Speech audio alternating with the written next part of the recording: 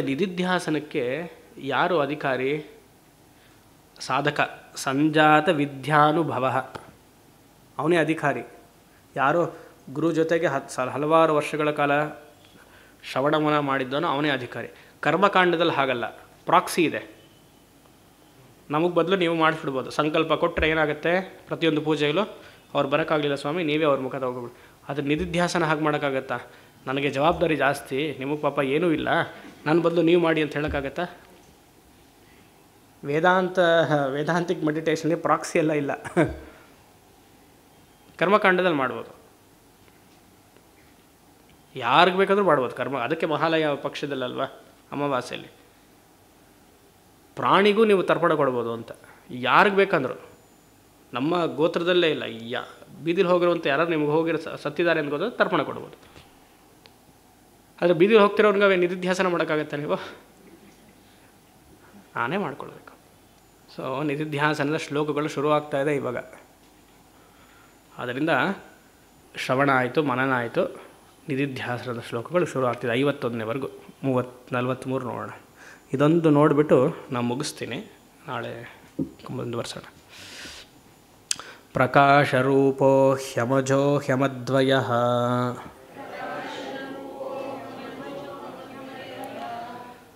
ಸಕೃದ್ವಿಭಾತೋ ಅಹಮತೀವ ನಿರ್ಮಲಃ ವಿಶುದ್ಧ ವಿಜ್ಞಾನಘನೋ ನಿರಾಮಯಃ ಸಂಪೂರ್ಣ ಆನಂದಮಯೋಹಮಕ್ರಿಯಃ.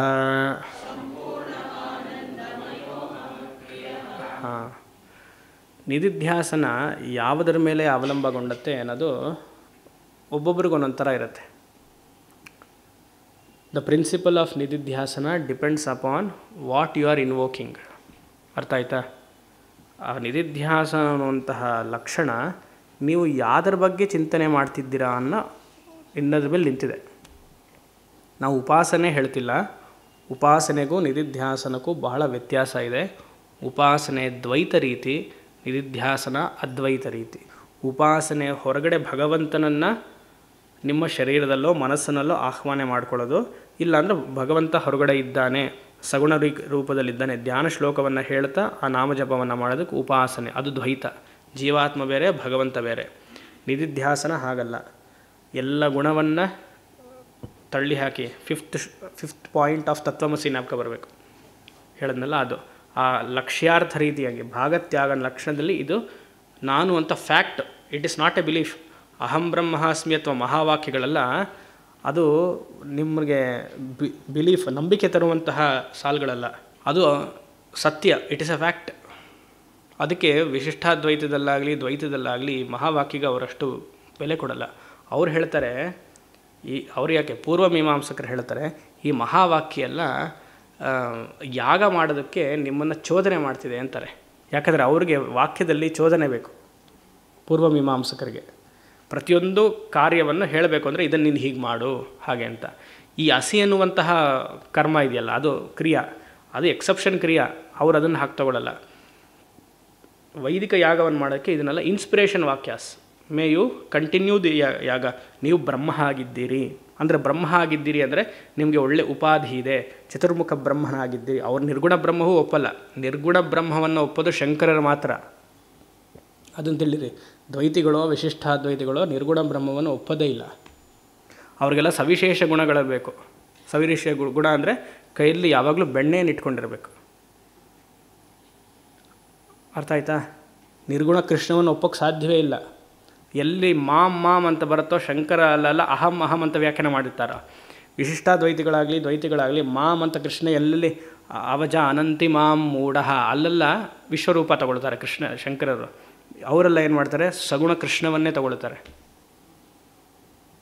3 ವ್ಯಾಖ್ಯಾನವನ್ನು ಓದಿದ್ರೆ ನಮಗೆ ಗೊತ್ತಾಗುತ್ತೆ ಒಬ್ಬೊಬ್ಬರು ಹೇಗೆ ವ್ಯಾಖ್ಯಾನ ಮಾಡಿದ್ದಾರೆ ಅಂತ. ಸೊ ಉಪಾಸನೆ ಅದು. ಇಲ್ಲಿ ನಿಧಿಧ್ಯಾಸನ ಹಾಗಲ್ಲ. ನನ್ನ ಲಕ್ಷ್ಯಾರ್ಥ ರೂಪವಾಗಿ ಯಾವುದಿದೆಯೋ ಉಪಾಸನೆಯೇ ನಿಧಿಧ್ಯಾಸನ ಆಗಿಬಿಟ್ರೆ ಫಲ ಎಲ್ಲಿ ಬಂತು ನಿಮಗೆ? ಮೋಕ್ಷದ ಫಲ ಎಲ್ಲಿ ಬಂತು? ಮತ್ತೆ ಸಂಸಾರ ಆಯ್ತಲ್ಲ. ಉಪಾಸನೆಯೂ ಸಂಸಾರವೇ ತಾನೆ ಮೋಕ್ಷದ ದೃಷ್ಟಿ, ವೇದಾಂತ ದೃಷ್ಟಿಯಿಂದ. ಹಾಗೆ ಇಲ್ಲಿ ನೀವು ಯಾವುದರ ಬಗ್ಗೆ ಚಿಂತನೆ ಮಾಡ್ತೀರೋ ಅದರ ಮೇಲೆ ನಿಮ್ಮ ನಿಧಿಧ್ಯಾಸನ ನಿಂತಿದೆ. ನಾವು ಯಾವುದ್ರ ಬಗ್ಗೆ ಚಿಂತನೆ ಮಾಡ್ತೀವಿ? ನಿಧಿಧ್ಯಾಸನ ಏನು ಹಲವಾರು ವರ್ಷ ಹೇಳಿದ್ನಲ್ಲ, ಶ್ರವಣ ಮನನ ಆದಮೇಲೆ ಯಾವ ತತ್ವವನ್ನು ಹೇಳಿದ್ದಾರೋ, ಉಪನಿಷತ್ತು ಹೇಳಿದೆಯೋ ಆ ತತ್ವದ ಬಗ್ಗೆ ಚಿಂತನೆ ಬರಬೇಕು. ಅದು ನಿಧಿಧ್ಯಾಸನ. ಕನ್ಸಿಸ್ಟೆಂಟಾಗಿ ಸತತವಾಗಿ ವೇದಾಂತದ ಶ್ರವಣವನ್ನೇ ಮಾಡ್ತಿದ್ದರೆ 10 ವರ್ಷ 12 ವರ್ಷ 20 ವರ್ಷ ಅದು ನಿಧಿಧ್ಯಾಸನ ಅಂತ ಕರಿಬಹುದು. ಯಾಕಂದರೆ ನಿಮ್ಮ ಮನಸ್ಸು ಎಲ್ಲಿದೆ? ಆತ್ಮತತ್ವದ ಬಗ್ಗೆ ಇದೆ ಶ್ರವಣದಲ್ಲಿಯೂ. ಆದರೂ ಶ್ರವಣದಲ್ಲಿ ನಿಮಗೆ ವಿಶೇಷವಾಗಿ ಸೃಷ್ಟಿ ವಿಚಾರ ಎಲ್ಲ ಬರುತ್ತೆ, ಅದನ್ನು ನಿಧಿಧ್ಯಾಸನ ಅಂತ ತಗೊಳ್ಳೋ ಹಾಗಿಲ್ಲ. ಎಲ್ಲಿ ಜೀವಾತ್ಮ ಪರಮಾತ್ಮ ಐಕ್ಯ ಬರುತ್ತಾ ಅದನ್ನು ಶ್ರವಣದಲ್ಲಿ ನಿಧಿಧ್ಯಾಸನ ಅಂತ ತಗೊಳ್ಬೋದು. ಜೀವಾತ್ಮ ಪರಮಾತ್ಮನ ಐಕ್ಯದಲ್ಲಿ ಸಂಶಯ ಬಂದು ಗುರು ಪರಿಹರಿಸಿದ್ರೆ ಅದನ್ನು ನಿಧಿಧ್ಯಾಸನ ಅಂತ ಮನದಲ್ಲೇ ತಗೊಳ್ಬೋದು. ನಿಧಿಧ್ಯಾಸನ ಹೇಳೋ ಅವಶ್ಯಕತೆನೇ ಇಲ್ಲ. ಸೊ ಹಲವಾರು ವರ್ಷಗಳ ಶ್ರವಣವೂ ನಿಮಗೆ ನಿಧಿಧ್ಯಾಸನ ಆಗ್ಬೋದು, ಮನನವೂ ಆಗ್ಬೋದು. ಇಲ್ಲ ಪ್ರತ್ಯೇಕವಾಗಿ ಅಹಂ ಅದ್ವಯ, ಈ ಶ್ಲೋಕನ ನೀವು ಕಂಠಸ್ಥ ಮಾಡ್ಕೊಂಬಿಟ್ರೆ 43ನೇ ಶ್ಲೋಕ ಪೂರ್ತಿ ನಿಮ್ಮ ಸ್ವರೂಪದ ಬಗ್ಗೆ ಹೇಳ್ತಿದೆ. ಏನು? ಅಹಂ ಪ್ರಕಾಶ ರೂಪ ನಿಧಿಧ್ಯಾಸನ. ಅರಿವಿನ ಚೈತನ್ಯ ಆಗಿರುವಂತಹ ನಾನು ಎಲ್ಲವನ್ನೂ ಬೆಳಗ್ತಾ ಇದ್ದೀನಿ. ಅಹಂ ಪ್ರಕಾಶ ರೂಪ ಅಸ್ಮಿ. ಪ್ರತಿಯೊಂದು ವಸ್ತುವಿನಲ್ಲಿಯೂ, ಈ ಮೈಕಿನಲ್ಲಿಯೂ ಎಲೆಕ್ಟ್ರಿಸಿಟಿ ಅನ್ನುವಂತಹ, ವಿದ್ಯುತ್ ಅನ್ನುವಂತಹ ಆತ್ಮ ಇರೋದ್ರಿಂದ ಅದು ಗೋಚರಗೊಳ್ಳುತ್ತಿದೆ. ಇದು ಜಡ ಅಲ್ವಾ? ಅದರ ವಿದ್ಯುತ್ ಇರೋದ್ರಿಂದ ಗೋಚರಗೊಳ್ಳುತ್ತಿದೆ. ಉದಾಹರಣೆಗೆ ವಿದ್ಯುತ್ತನ್ನು ಆತ್ಮ ಅಂತ ತಗೊಳ್ಬೋದು, ಉದಾಹರಣೆಗೆ. ಹಾಗೆ ಈ ಶರೀರದಲ್ಲಿ ಹೇಗೆ ಈ ಮೈಕ್ ಜಡವೋ ಶರೀರವು ಜಡ. ಇಲ್ಲಿ ವಿದ್ಯುತ್ ಇದೆ, ಇಲ್ಲಿ ಆತ್ಮಶಕ್ತಿ ಇರೋದ್ರಿಂದ ಚೈತನ್ಯ. ನಾನು ಯಾರು? ಪ್ರಕಾಶ ಸ್ವರೂಪ. ಪ್ರತಿಯೊಂದು ವಸ್ತುವನ್ನು ಬೆಳಗ್ತಾ ಇದ್ದೀನಿ, ಜ್ಞಾನರೂಪವಾಗಿ ಬೆಳಗ್ತಾ ಇದ್ದೀನಿ. ಅಹಂ ಅಜಃ ನೋಡಿದ್ವಿ ಅದನ್ನು ಹಿಂದಿನ ಶ್ಲೋಕದಲ್ಲಿ. ಹುಟ್ಟದಿರುವನು ನೀನು. ಆಮೇಲೆ ಮುಂದೆ ಹೇಳಿ ಕಗ್ಗ. ಹುಟ್ಟದಿರುವನು ನೀನು. ನೀವು ಬೇಕಂದ್ರೆ ನಾನು ಅಂತ ಹಾಕೊಳ್ಳಿ. ಹುಟ್ಟದಿರುವನು ನೀನು, ಸಾಯದಿರುವನು ನೀನು, ಹುಟ್ಟು ಸಾವುಗಳ ಆಟವಾಡುವನು ನೀನು, ಕೆಟ್ಟದು ಅಂಟದು ಒಳಿತು ಇರುಪ್ಪದು ನೀನು, ಒಟ್ಟು ವಿಶ್ವದ ನೀನು ಮಂಕುತಿಮ್ಮ. ಅರ್ಥ ಆಯ್ತಾ? ನನಗೆ ಕೆಟ್ಟದು ಇಲ್ಲ, ಒಳ್ಳೆಯದು ಇಲ್ಲ, ಹುಟ್ಟೋದಿಲ್ಲ ನಾನು. ಯಾರು? ನಾವು ಹೇಳಿಲ್ಲಪ್ಪ, ಡಿ ವಿ ಜಿರೇ ಹೇಳಿದ್ದು. ಗೃಹಸ್ಥರ ಇಲ್ವ ಅವರು? ಡಿ ವಿ ಜಿ ಶಾಸ್ತ್ರವನ್ನು ಅಧ್ಯಯನ ಮಾಡಿದಾರಾ ಇಲ್ವ? ಸಮಗ್ರವಾಗಿ ಅಧ್ಯಯನ ಮಾಡಿದ್ದಾರೆ. ಇಲ್ಲಾಂದರೆ ಆ ಶ್ಲೋಕಗಳೆಲ್ಲ ಬರೀಕ್ಕೆ ಸಾಧ್ಯವೇ ಇಲ್ಲ.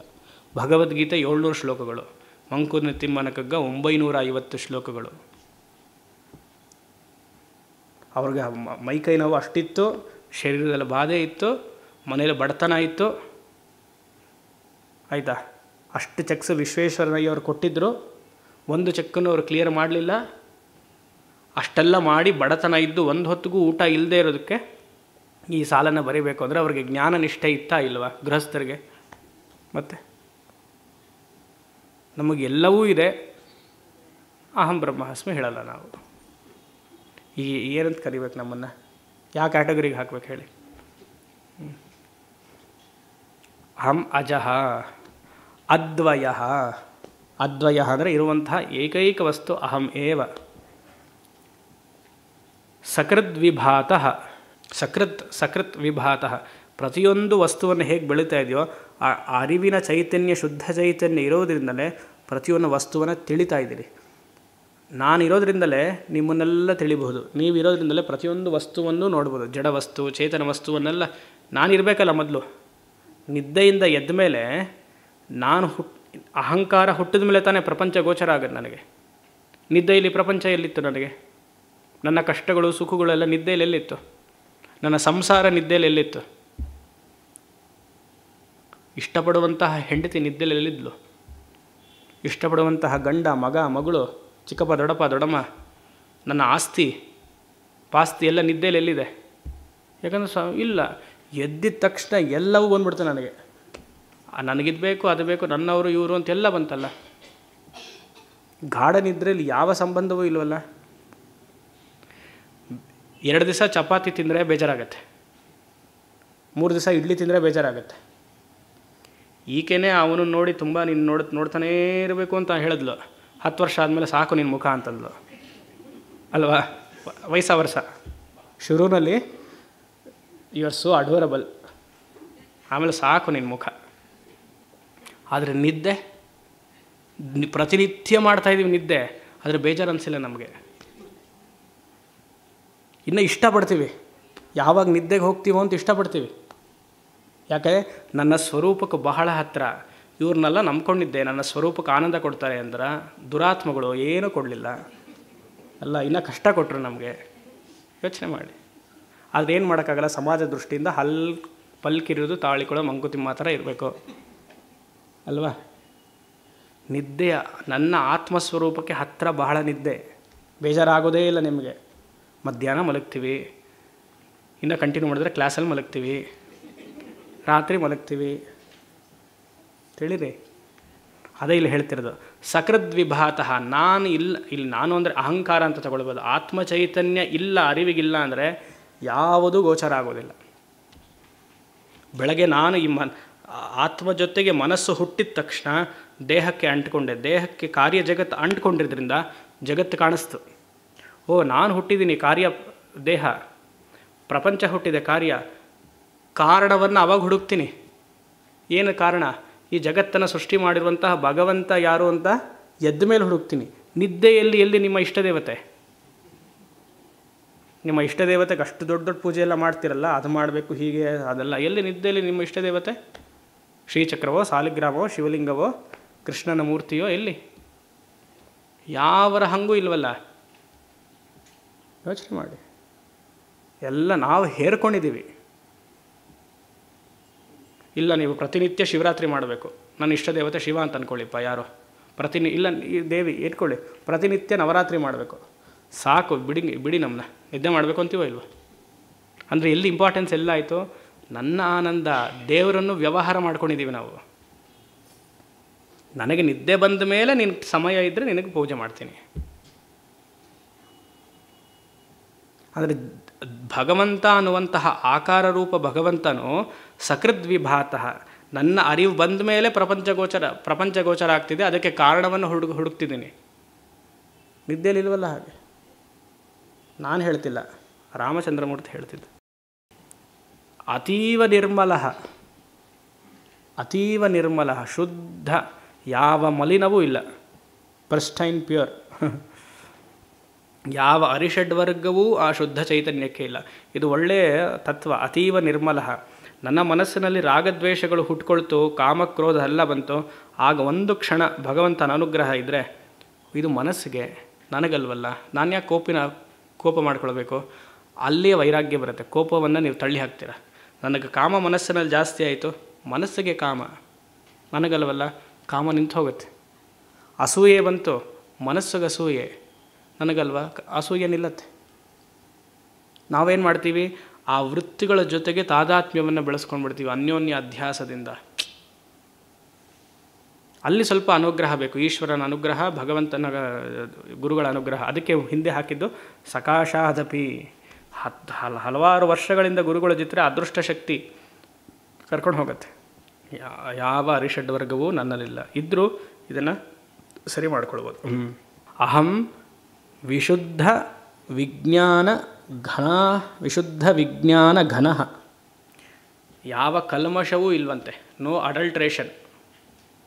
ನಂದಿನಿ ಹಾಲು ಥರ ಗ್ರೀನ್ ಕಲರು, ಆರೆಂಜ್ ಕಲರೆಲ್ಲ ಇಲ್ಲ. ಸ್ವಲ್ಪ ತಿಕ್ಕ ಹಾಲು ಸ್ವಾಮಿ, ದಪ್ಪಗಿರುತ್ತೆ, ಇದು ನೀರು ಹಾಕಿರ್ತಾರೆ ಅಂತ ಆತ್ಮನಿಗೆ ಯಾವ ಅಡಲ್ಟ್ರೇಷನ್ನೂ ಇಲ್ಲ. ಆಯಿತಾ? ನೀವು ಎಷ್ಟೇ ಚಲನಚಿತ್ರವನ್ನು ನೋಡಿದ್ರೂ ಆ ಚಲನಚಿತ್ರದಲ್ಲಿ ಅಗ್ನಿಯ ಸಂಪರ್ಕ ಆಗಲಿ, ಜಲದ ಸಂಪರ್ಕ ಆಗಲಿ, ಆ ಮೂವಿ ಸ್ಕ್ರೀನ್ಗೆ ಏನಾರಾಗತ್ತಾ? ಸಮುದ್ರ, ನಯಾಗ್ರಾ ಫಾಲ್ಸ್ ನೋಡ್ತಿದ್ದೀರಪ್ಪ, ಯಾವುದೋ ಒಂದು ಪಿಕ್ಚರ್ ಅಂದ್ಕೊಳ್ಳಿ, ಪೂರ್ತಿ ಒದ್ದೆ, ಯಾವುದೋ ನೀರು, ತೇವಾಂಶ, ಸ್ಕ್ರೀನ್ಗೆ ಏನಾರಾಗ್ತಿದೆಯಾ? ಇಲ್ಲ. ಎಷ್ಟೇ ಅಡಲ್ಟ್ರೇಷನ್ ಇದ್ದರೂ ಆತ್ಮಕ್ಕಲ್ಲ, ಮನಸ್ಸು ದೇಹಕ್ಕೆ. ನನ್ನಲ್ಲಿ ಯಾವ ಅಡಲ್ಟ್ರೇಷನ್ನು ಇಲ್ಲ. ನೀವು ಯಾಕೆ ನಾನು ಕೋಪಿಷ್ಠ, ನಾನು ಅಸೂಯೆ ಉಳ್ಳವನು? ನಾನಲ್ಲ ಸ್ವಾಮಿ, ಇವಳು ಹೇಳ್ತಾಳೆ. ನಾನು ಯಾವತ್ತೂ ಹೇಳಿದೆ ಶುದ್ಧ ಬ್ರಹ್ಮವೇ ನಾನು ಅಲ್ವಾ? ಹೇಳೋರು ಹೇಳ್ತಾನೆ ಇರ್ತಾರೆ. ಅದು ವ್ಯಕ್ತಿತ್ವವು ಬದಲಾಗ್ತಾ ಹೋಗಬೇಕು. ವೇದಾಂತವನ್ನು ಅಧ್ಯಯನ ಮಾಡ್ತಿದ್ದಾಗ ಈ ಅರಿಷಡ್ ವರ್ಗಗಳೆಲ್ಲ ಕಮ್ಮಿ ಆಗ್ತಾ ಹೋಗಬೇಕು.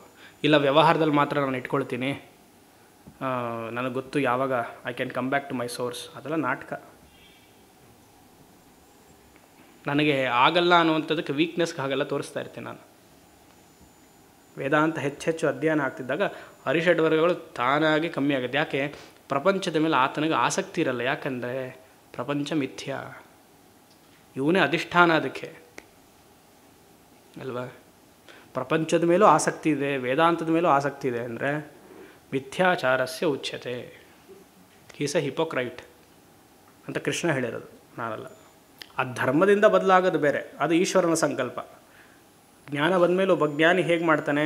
ಈಶ್ವರನ ಸಂಕಲ್ಪದ ಪ್ರಕಾರ ಮಠವನ್ನು, ಆಶ್ರಮವನ್ನು, ಲೋಕ ಸಂಗ್ರಹಕ್ಕೆ ಹಲವಾರು ಕಾರ್ಯಗಳನ್ನು ಮಾಡ್ತಾನೆ. ಅವನ ಇಚ್ಛೆ, ಅದು ಆಪ್ಷನಲ್. ಜ್ಞಾನ ಬಂದ ಮೇಲೂ ಮಾಡಬೇಕು ಅಂತ ಶಾಸ್ತ್ರ ವಿಧಿಸಿಲ್ಲ. ಇವಾಗ ಸದಾಶಿವ ಬ್ರಹ್ಮೇಂದ್ರರು ಹಾಗಿರಲಿಲ್ಲ. ಶಂಕರರು ಸದಾಶಿವ ಬ್ರಹ್ಮೇಂದ್ರನ್ನೇ ತಗೊಳ್ಳಿ ಉದಾಹರಣೆ ಸಾಕು. ಸದಾಶಿವ ಬ್ರಹ್ಮೇಂದ್ರ ಏನೂ ಇರಲಿಲ್ಲ, ಅವಧೂತ ಸ್ಥಿತಿಯಲ್ಲಿದ್ದರು. ಶಂಕರರು ಏನು ಮಾಡಿದ್ರು? ಇಬ್ಬರು ಜ್ಞಾನಿಗಳೇ, ಪರಮೇಶ್ವರನ ಅವತಾರವೇ. ಇವರು ಧರ್ಮನಿಷ್ಠೆಗೆ ಲೋಕ ಸಂಗ್ರಹವನ್ನು ಮಾಡಿದ್ರು. ಜನಕ ಮಹಾರಾಜ ಗೃಹಸ್ಥ, ಯಾಜ್ಞವಲ್ಕೆ ಗೃಹಸ್ಥ, ಲೋಕ ಸಂಗ್ರಹ ಮಾಡಲಿಲ್ವಾ? ಲೋಕ ಸಂಗ್ರಹ ಅಂದರೆ ಎಲ್ಲರಿಗೂ ಒಳ್ಳೆಯದಾಗಲಿ ಅನ್ನುವಂಥ ಕಾರ್ಯ ಮಾಡಲಿಲ್ವಾ? ಮಠಗಳೆಲ್ಲ ಯಾಕೆ ಹುಟ್ಟುಕೊಳ್ತು? ಭಕ್ತರಾಗಿರುವಂಥ ನಮಗೆ ಉದ್ಧಾರ ಆಗಲಿ ಅಂತ. ಹಾಗೆ ಅರಿಷಡ್ ವರ್ಗಗಳ ಕಮ್ಮಿ ಆಗ್ತಾ ಇದೆ ಅಂದರೆ ನಿಮಗೆ ನೀವೇ ಟೆಸ್ಟು. ವೇದಾಂತ ಚಿಂತನೆ ನನಗೆ ಚೆನ್ನಾಗಿ ಹಿಡಿಸ್ತಿದೆ ಅಂತ. ನನಗೆ ಅದು ಹಿಡಿಸ್ತಿಲ್ಲ ವೇದಾಂತ, ಓನ್ಲಿ ಇನ್ಫಾರ್ಮೇಷನ್, ನೋ ಟ್ರಾನ್ಸ್ಫರ್ಮೇಷನ್. ನಾನು ಸ್ವಾಮೀಜಿಯಿಂದ ರಾಮಗೀತ ಕೇಳಿದೆ, ತುಂಬ ಚೆನ್ನಾಗಿ ಹೇಳಿದ್ರು. ಆಮೇಲೆ ಅಷ್ಟು ಒಳಗಡೆ ಹೋಯ್ತಾ? ರಾಮನೂ ಹೋಗಲಿಲ್ಲ, ರಾಮದ ನಾಮವೂ ಹೋಗಲಿಲ್ಲ, ರಾಮದ ಉಪದೇಶವೂ ಹೋಗಲಿಲ್ಲ. ನಾ ಹೇಗಿದ್ದೆ? ಮರವಾಗಿದ್ದೆ, ಜಡಮಂಡೆಯಾಗಿದ್ದೆ ಅಷ್ಟೆ. ವಿಶುದ್ಧ ವಿಜ್ಞಾನ ಘನ. ಹೇಗೆ ಆ ಮೂವಿ ಸ್ಕ್ರೀನ್ಗೆ ಏನು ನೀರು ಅಂಟೋದಿಲ್ವೋ, ನನಗೂ ಯಾವ ಅಡಲ್ಟ್ರೇಷನೂ ಇಲ್ಲ. ಅಹಂ ನಿರಾಮಯ, ಇದು ಹಿಂದಿನ ಶ್ಲೋಕದಲ್ಲೆಲ್ಲ ಬಂದಿತ್ತು. ಆಮಯ ಅಂದರೆ ಶರೀರಕ್ಕೆ ಬರುವಂತಹ ರೋಗಗಳು. ಇಲ್ಲಿ ಶರೀರ ಅಂತ ತಗೊಳ್ಳಬಾರ್ದು, ಯಾಕಂದರೆ ನಿಧಿಧ್ಯಾಸನ ಶ್ಲೋಕ ಆಗಿದ್ದರಿಂದ ನಿರಾಮಯ ಸಂಸಾರ ವರ್ಜಿತ ಅಂತ ತಗೊಳ್ಬೇಕು. ನಿತ್ಯ ಮುಕ್ತ ಅಂತ ಅರ್ಥ, ಸಂಸಾರದಿಂದ ಮುಕ್ತನಾಗಿದ್ದೇನೆ ಹಾಗೆ ಅಂತ. ಓಂ ಶಂ ಅಸತೋಮ ಸದ್ಗಮಯ ತಮಸೋಮ ಜ್ಯೋತಿರ್ಗಮಯ ಮೃತ್ಯೋರ್ಮಾ ಅಮೃತಂ ಗಮಯ.